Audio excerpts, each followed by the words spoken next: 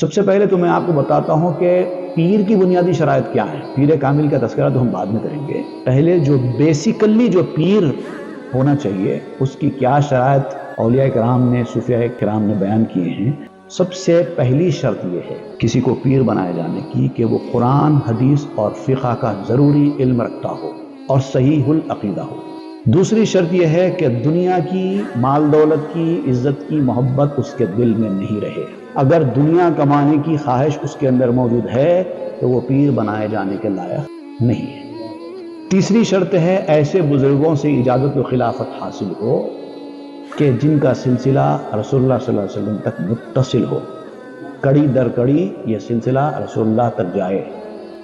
بعض لوگ بیچ راستے سے پیر بن جاتے ہیں اور اپنا سلسلہ جاری کر لیتے ہیں، ان کا رشتہ وہاں تک جڑا ہوا نہیں ہوتا، تو وہاں تک لنک ہی اگر قائم نہ ہو تو سلسلہ کہاں سے چلے گا؟ سلسلہ کہتے ہی زنجیر کو۔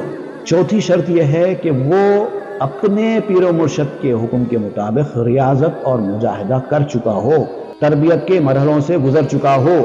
اگر کوئی آدمی تربیت کے مرحلے سے نہیں گزرا تو وہ پیر بنائے جانے کے لائق نہیں ہے۔ پانچویں شرط ہے مکارم اخلاق، اخلاق والا ہو، حسن ادب سے متصف ہو، جو ضروری آداب ہیں اس کو بتائے گئے ہوں، شریعت کے خلاف کوئی بات اس کے زبان سے نہ نکلے۔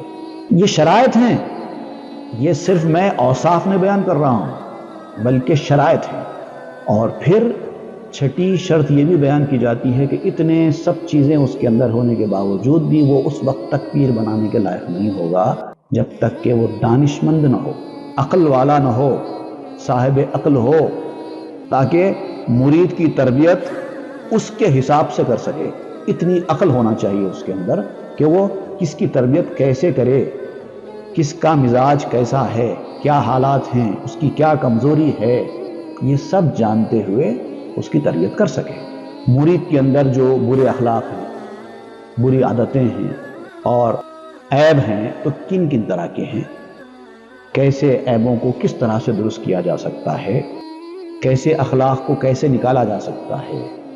ہر آدمی کی الگ الگ کمزوری ہوتی ہے، اس کمزوری کو کیسے دور کیا جا سکتا ہے، اس کے لیے کیا طریقے اختیار کیے جا سکتے ہیں، یہ سب جاننے والا ہو۔